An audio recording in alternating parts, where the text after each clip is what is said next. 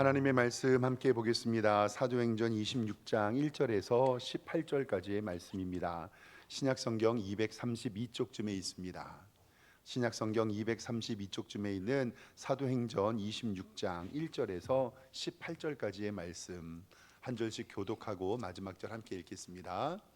아그리빠가 바울에게 이르되 너를 위하여 말하기를 내게 허락하노라 하니 이에 바울이 손을 들어 변명하되 아그리빠 왕이여, 유대인이 고발하는 모든 일을 오늘 당신 앞에서 변명하게 된 것을 다행히 여기나이다.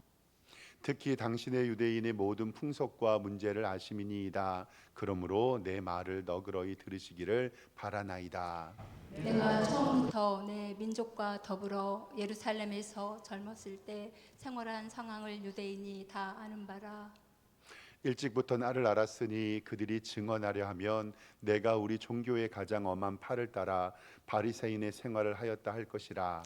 이제도 여기 서서 신문 받는 것은 하나님이 우리 조상에게 약속하신 것을 바라는 까닭이니 이 약속은 우리 12지파가 밤낮으로 간절히 하나님을 받들어 섬김으로 얻기를 바라는 바인데 아그리빠 왕이여, 이 소망으로 말미암아 내가 유대인들에게 고소를 당하는 것이니라. 당신들은 하나님이 죽은 사람을 다시 살리심을 어찌하여 못 믿을 것으로 여기나이까? 나도 나사렛 예수의 이름을 대적하여 많은 일을 행하여야 될 줄 스스로 생각하고 예루살렘에서 이런 일을 행하여 대제사장들에게 권한을 받아가지고 많은 성도를 옥에 가두며 또 죽일 때에 내가 찬성 투표를 하였고 또 모든 회당에서 여러 번 형벌하여 강제로 모독하게 하는 말을 하게 하고 그들에 대하여 심히 격분하여 외국 성까지 가서 박해하였고 그 일로 대제사장들의 권한과 위임을 받고 다메섹으로 갔나이다. 왕이여, 정원하되어 길에서 보니 하늘로부터 해보다 더 밝은 빛이 나와 내 동행을 둘러 비추는지라. 우리가 다 땅에 엎드러짐에 내가 소리를 들으니 히브리 말로 이르되 사울아 사울아 내가 어찌하여 나를 박해하느냐, 가시체를 뒷발질 하다가 내게 고통이니이다. 내가 대답하여 주되 주여 누구시니이까? 주께서 이르시되 나는 내가 박해하는 예수라. 일어나 너의 발로 서라. 내가 내게 나타난 것은 곧 내가 나를 본 일과 장차 내가 내게 나타날 일에 너로 종과 증인을 삼으려 함이니 이스라엘과 이방인에게서 내가 너를 구원하여 그들에게 보내어 그 눈을 뜨게 하여 어둠에서 빛으로 사탄의 권세에서 하나님께로 돌아오게 하고 죄 사함과 나를 믿어 거룩하게 된 무리 가운데서 기업을 얻게 하리라 하더이다. 아멘. 우리 오른손 높이 들고 믿음의 고백 함께 선포하겠습니다. 나는 천지를 지으신 여호와께 복을 받는 자입니다. 아멘. 천지를 지으신 여호와께 복을 받는 우리 성도님들과 교회와 우리 가정 되기를 주님의 이름으로 축원합니다. 옆에 있는 성도님들과 인사 한번 할까요? 좌우 돌아보시면서 주님의 이름으로 사랑합니다 인사하겠습니다. 네, 주님의 이름으로 사랑합니다. 오늘 예배 잘 오셨습니다. 하나님께서 오늘 우리에게 은혜 주신 믿습니다. 그냥 오늘은 이 설교 없는 얘기인데요. 그냥 제가 속으로 혼자 은혜 받아가지고 어제 이제 그 신방 다녀온 가정의 아이가 초등학교 1학년이에요. 이름이 이제 하준이라고, 하나님이 준비하셨다 이렇게 이름을 하준이한테 이렇게 이름을 줬어요. 근데 이제 이렇게 이야기하다가 우리 하준이는 왜 교회에서 밥 안 먹고 가냐고 이렇게 물어보니까 아이의 입맛에 이제 맞는 게 잘 없는 거죠. 그래서 제가 목사님 방에 라면 있어. 그 라면 언제든지 먹어도 돼. 그러니까 그 아이가 목사님 저는 왕뚜껑 라면을 좋아한대요. 그래서 큰 거 작은 거 그랬더니 큰 거라고 얘기를 하더라고요. 그래서 알았어. 목사님이 오늘 왕뚜껑 사다 놓을 테니까 내일 교회 와서 꼭 먹어. 그리고 나서 저희 교회는 감사하게 우리 전도용으로 우리 아이들 라면을 좀 제 방에 비치를 해놓거든요. 그래서 제 방에 들락날락 거리면서 얼굴도 보고 인사도 하고 그래요. 그리고 저도 가끔씩 먹고요. 그래서 있는데 예배 끝나고 나서 제 딸이 여기 담봉초등학교 6학년 대장이거든요. 딱 언니 손 누나 손 붙잡고 제 방으로 온 거예요, 하준이가. 그리고 나서 목사님이 약속 지켰나 안 지켰나 그 왕뚜껑을 찾아요. 그러다 왕뚜껑을 딱 발견하니까 저보고 씩 웃는 거예요. 그리고 식당에서 하준이가 왕뚜껑을 먹는데 이제 어제 함께 간 우리 구역장님이 옆에 가서 격려해 주시는 거죠. 우와, 오늘 말씀처럼 목사님이 약속 지키셨네. 하준아 많이 먹어라. 그러니까 그 아이의 얼굴이 이렇게 막 찢어져가 좋아하는 거죠. 그래서 제가 점심 먹고 제 방에서 설교 준비하다가 마음이 좋아가지고 저 약속 지킨 목사 됐잖아요. 그래서 혼자 적용해서 기분이 되게 좋았어요. 믿음 가지고 하나님의 약속 믿으면서 신실하게 기도하는 성도들의 기도에 그래서 응답해 주실 줄 믿습니다. 사람도 약속하면요 왕뚜껑 큰 거 사다 놔요. 하나님께서 약속하신 것 이루시고 우리에게 복 주실 줄 믿습니다. 선교 여행을 마치고 돌아온 사도 바울, 이 유대인들은요 사도 바울을 죽이려고 계획합니다. 소유를 일으켰다고 주장했고 이단의 우두머리라고 이야기하고 성전을 더럽혔다는 이유로 사도 바울을 고발합니다. 예루살렘 천부장은 사도 바울이 로마의 시민권을 가진 것을 알고 스스로 판결할 수 없다고 생각하고 가이사랴 이스라엘의 총독부로 데리고 갑니다. 그때의 벨릭스 총독이 바로 신문하지 않고 2년 동안 가이사랴에서 사도 바울을 있게 합니다. 사도 바울은 2년 동안 복음을 증거하지요. 새로운 총독 베스도가 사도 바울을 신문하는데 베스도가 아무리 신문하여도 사도 바울의 죄를 발견하지 못했습니다. 때마침 유다의 왕 아그리빠가 베스도를 찾았을 때 그를 함께 신문하게 됩니다.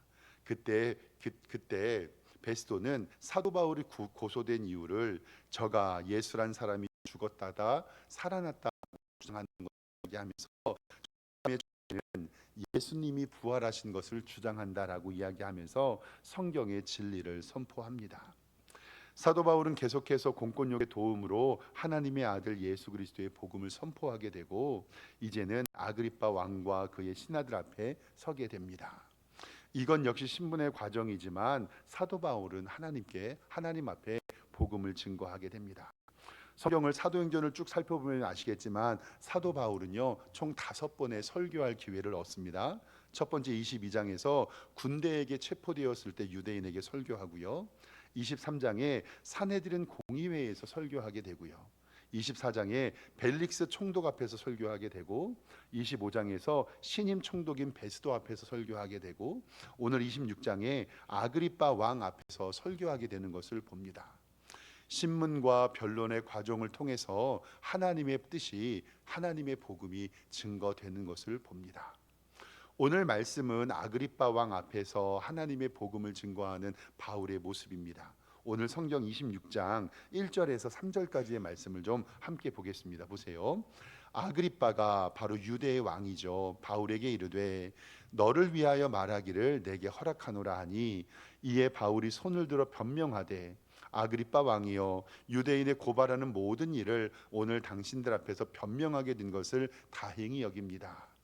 특히 당신이 유대인의 모든 풍속과 문제를 아심이니이다. 그러므로 내 말을 너그럽게 들으시기를 바랍니다라는 말씀으로 하나님 앞에 설교하게 됩니다. 즉 신문의 과정이지만 사도 바울은 설교를 하게 되죠.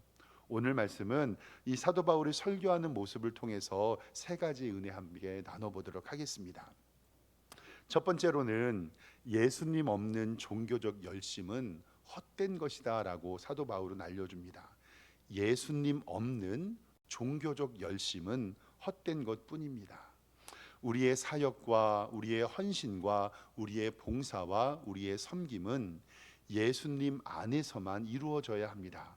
즉 우리는 예수님 안에 있을 때에 참된 행복을 누릴 수 있습니다. 4절에서 5절 말씀을 좀 보면 사도 바울은 자신이 처음부터 민족의 조교를 알았고 젊었을 때에 유대교에 헌신한 사람이라고 이야기를 합니다. 그리고 유대교의 가장 엄한 파였고 바리새인의 생활을 하였다라고 이야기를 합니다. 그리고 스스로를 어떻게 고백하냐면 성경을 좀 보겠습니다.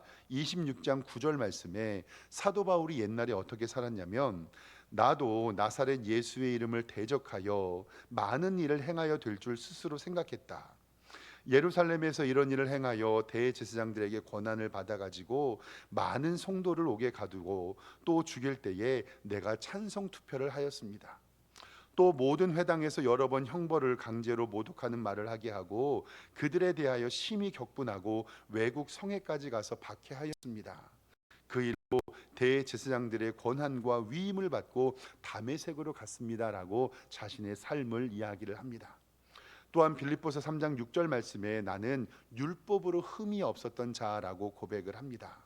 그러나 예수님을 알지 못하고 자신의 종교적 열심만 가지고 있던 자신의 일생을 회개합니다.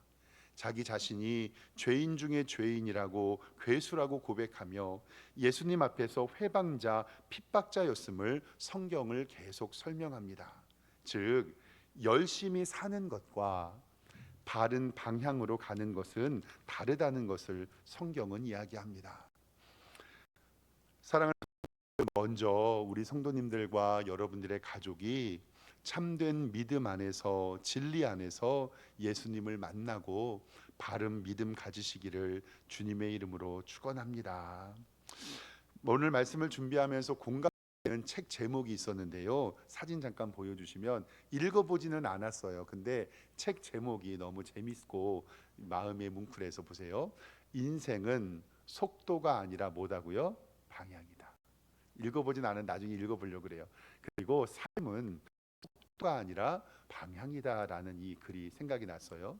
그리고 나서 사진 하나를 발견했는데 다음 사진입니다. 열심보다 중요한 건 방향이다. 하나님의 뜻은 왼편에 있는데 열심히 올라갑니다. 그런데 결국은 그것이 내 뜻이 되는 거예요. 이것은 정말로 우리가 예수님 안에서 열심으로 행하는가, 예수님 없는 열심을 하는가가 우리에게 있어서 달라진다라는 것입니다. 열심보다 중요한 건 방향이다. 하나님 뜻으로 열심을 행하는 우리 성도님들 되시기를 주님의 이름으로 축원합니다. 세가족 성경 공부 시간에 기독론과 구원론을 배우는 시간이 있어서 예수 그리스도의 배타성, 즉 예수님만 길이요 진리요 생명인 것을 가르치는 시간이 있습니다. 그때 예화인데요. 어떤 사람이 부산을 가려고 KTX를 타고 기차를 타고 부산에 갑니다. 근데요, 이 사람이 깜빡하고 부산행 기차를 타는 것이 아니라 목포행 열차를 잘못하게 됩니다. 부산에 가야 되는데 목포행을 탄 거예요. 그리고 나서 그 기차 안에서요, 자기는 자리도 양보하고 이웃들과 맛있는 것도 나눠 먹고요, 선행도 하고 쓰레기도 줍습니다. 그리고 거기에서 이웃을 돕게 됩니다. 근데 도착해 보니 여기 부산이에요, 목포예요? 목포예요. 이 말씀을 드리는 게 뭐냐면 정말로 이 세상에서 자비롭게 헌신되게 세상을 살면서 열심히 신앙생활하는 사람들이 있어요. 그런데 그것이 천국행이 아니라 지옥행이라면 아무리 그 열차 안에서 자리를 양보하고 착하게 살고 음식을 나눠 먹은다 한들 그게 소용이 있을까요? 없을까요? 없어요. 없어. 이 말씀을 드리면서 정말 우리가 고민해야 될 것은 뭐냐면 내가 믿는 이 종교, 내가 가지는 꿈, 내가 가지는 소망이 정말 옳은가에 대한 질문인데 성도 여러분 꼭 생각하세요. 왜 기독교가 배타적일 수밖에 없느냐? 예수님께서 내가 곧 길이요 진리요 생명이라고 말씀하셨고 나로 말미암지 않고는 아버지께로 올 자가 없다고 말씀하셨습니다. 그러니까 우리가 천국 가는 열차를 타는 수 있는 방법은 예수 그리스도를 믿는 믿음밖에 없고요. 그래서 제가 우리 성도님들에게 세가족 성경 공부할 때 이렇게 얘기해요. 하나님과 인간 사이에 관계가 깨어졌는데 그 관계를 해결할 수 있는 다른 방법이 있으면 제게도 알려주십시오. 그러면 저도 그 종교를 믿겠습니다. 우리가 정말 신앙을 가질 때 내가 가지고 있는 신앙이 하나님과 인간 사이에 깨어진 관계를 회복할 수 있는가, 그리고 인간의 죄성의 문제를 극복할 수 있는가, 예수 그리스도의 십자가의 은혜가 아니면 우리는 구원받을 수 없음을 꼭 기억하시고 신앙생활 하시기를 주님의 이름으로 축원합니다. 이단들도요, 솔직히 말해 갖고요. 이단들이 어떻게 보면 우리보다 더 열심은 있어요. 얼마나 전도 열심히 하는지 몰라요. 제 아이들도 아빠 검단 사거리에 보면 무슨 이렇게 책상 올려놓고 파수대라고 하는 글 나눠주면서 하는 사람들이 있는데 그 사람들은 뭐예요? 여호와의 증인이잖아요. 눈이 오나 비가 오나 거기 검단 사거리 옆에 거기서 전도하고 있어요. 근데 정말 그분들에게 죄송하지만 우리는 부산을 가기 위해서는 부산행 열차를 타야 되고 천국에 가기 위해서는 천국행 열차를 타야 돼요.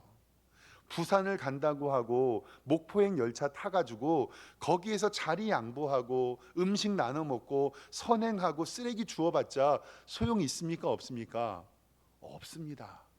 정말 예수님 안에서의 종교적 열심, 예수님 안에서의 헌신과 봉사와 자비와 양선이 우리를 하나님의 은혜로 인도하는 것을 꼭 기억하시기를 주님의 이름으로 축원합니다.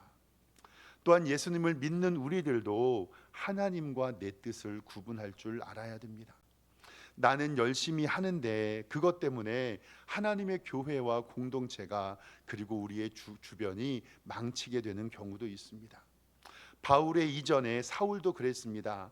자신은 열심히만 하면 될 줄 알았지만 그러나 그 열심이 하나님의 교회 성도들을 죽였고 그 열심이 교회를 핍박했다라는 사실입니다. 예수님 믿는 사람들을 죽였고 사도 바울은 그렇게 열심히 있었지만 그 열심이 바로 하나님의 교회를 망가뜨렸다는 사실입니다. 우리의 사역과 우리의 봉사와 우리의 헌신은 예수님의 영광만을 위하여 해야 됩니다. 주의 이름으로 하나님께서 우리에게 은혜 베풀어 주실 줄 믿습니다.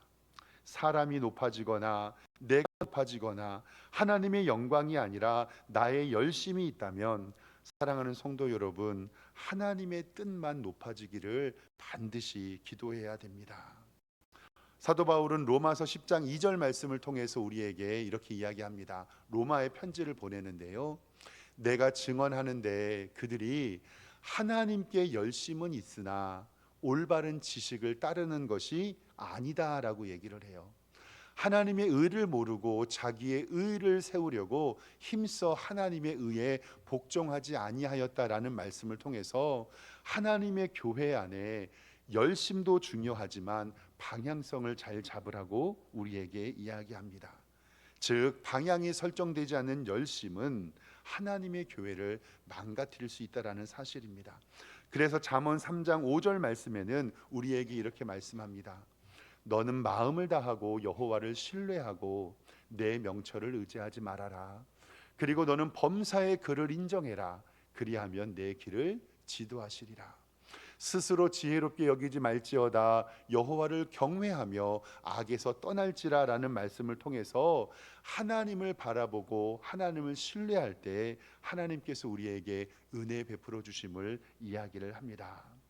사랑하는 성도 여러분, 바른 믿음으로 방향 설정하고 하나님께 영광 돌리는 여러분들과 제가 되기를 소망합니다. 두 번째로는 오늘 말씀에도 역시 예수님의 부활이 우리의 능력임을 알려주고 있습니다. 예수님의 부활이 우리의 능력입니다. 사도 바울은 자신이 여기서 신문 받는 것이 하나님의 약속이라고 이야기합니다. 오늘 성경 6절 말씀을 좀 보겠습니다. 성경 6절 말씀 보면 이제도 여기 서서 신문 받는 것은 하나님이 우리 조상에게 약속하신 것을 바라는 까닭이니 7절에 이 약속은 우리 12지파가 밤낮으로 간절히 하나님을 받들어 섬김으로 얻기를 바라는 바인데 아그리빠 왕이요 이 소망으로 말미암아 내가 유대인에게 고소를 당하는 것인데 8절이 중심입니다. 뭐냐면 당신들은 하나님이 죽을 사람을 살리심을 어찌하여 못 믿을 것으로 여기십니까? 즉 뭐냐면 하나님이 그의 아들 예수 그리스도를 부활하게 하셨는데 왜 그것을 못 믿으십니까? 라고 반문하는 것입니다. 예수님께서 잠자는 자들 첫 열매가 되어주시고 우리도 그와 함께 부활할 것을 우리는 믿습니다. 그래서 지난 주일에 예수 그리스도의 부활과 고린도전서 15장에 나오는 부활 말씀을 바라보면서 예수님만이 부활이고 잠자는 자들의 첫 열매가 되어 주심에 대해서 우리는 함께 말씀을 나눴습니다. 사도 바울은 예수님의 부활을 다시 선포하고 예수님의 부활을 따라 우리도 부활 신앙을 가지며 다시 만날 것을 사모합니다. 그러기에 우리는 소망이 있습니다. 마지막 세 번째로는요, 사랑하는 성도 여러분, 구원의 기쁨으로 사명 감당하시길 원합니다. 구원의 기쁨으로 사명 감당하길 원합니다. 여러분들 구원의 기쁨 마음에 있으시지요? 지금도 예수님을 만났던 그 첫사랑과 그 감격 누리고 계시지요? 사도 바울도 자신이 어떻게 예수님을 만났는지 설명을 합니다. 예수님 믿는 사람들을 죽이려고 대제사장과 장로들에게 허락을 받고 다메섹으로 가는 길이었는데, 오늘 말씀 성경 12절부터 말씀을 쭉 읽어보면 충분히 이해가 되십니다. 12절 성경 보겠습니다. 보세요.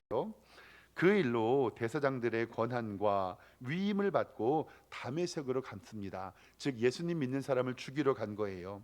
13절에 왕이여 정오가 되어 길을 보니 하늘로부터 해보다 더 밝은 빛이 나와 내 동행들을 둘러 비췄습니다.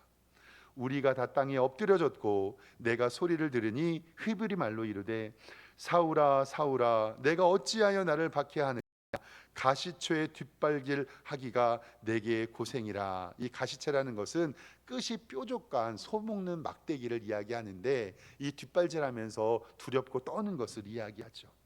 그 15절에 내가 대답하되 주님 누구십니까? 주께서 이르시되 나는 내가 박해하는 예수라.